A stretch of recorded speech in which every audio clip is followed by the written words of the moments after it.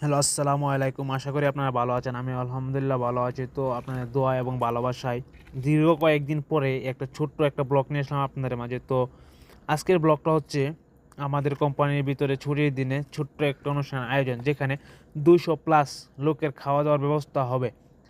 সেখানে আমরা সবাই মিলে আনন্দ ফুর্তি করব কিংবা তো আগে আপনাদেরকে বলে রাখি, আমি রান্না করব গরুর মাংস দিয়ে বিরিয়ানি।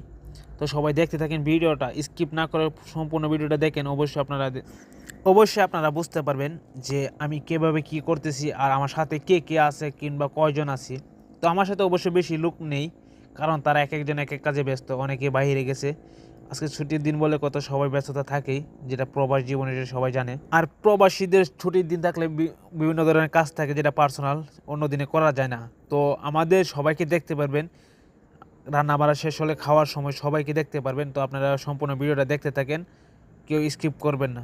আর প্রবাসের মাটিতে থেকে এত ডিউটি করার পরে, এত কাজ করার পরেও যে সাপ্তাহিক কিংবা মাসিক একটা ছুটি থাকে, সেদিনে আনন্দ উপভোগ করা, সবাই মিলে একসাথে খাওয়া দাওয়া কিংবা একসাথে আনন্দ ফুর্তি করার মজাটাই আলাদা, যেটা দেশে থাকলে কখনোই হয় না, যা একমাত্র প্রবাসীরা মধ্যেই হয়, অন্য কোনো ক্ষেত্রে দেখা যায় না বিশেষভাবে। তো সবাই ভিডিওটা দেখতে থাকেন, স্কিপ করবেন না। আর আমরা কিভাবে কি করতেছি সব কিছু তুলে ধরছি এই ভিডিওর মাধ্যমে, আপনারা অবশ্যই দেখতে পারবেন। তো গাইস, এদিকে আপনাদের সাথে কথা বলতে বলতে আমার মাংসের সম্পূর্ণ কাজ শেষ। তো এদিকে আমি এখন চুলা ধরিয়ে দেব। তো আপনারা দেখতে থাকেন। তো দেখতে দেখতে আমার মাংস হয়ে গেছে। তো আপনারা ভিডিওটা দেখতে থাকেন। আর এদিক দিয়ে আমি বিরিয়ানির জন্য বড় ডেস্কিটা উঠিয়ে দিলাম চুলার ওপর। আর এদিক দিয়ে আমার সকল প্রসেসিং করা শেষ। তো আপনারা দেখেন কি সুন্দর কালার আসছে বিরিয়ানির।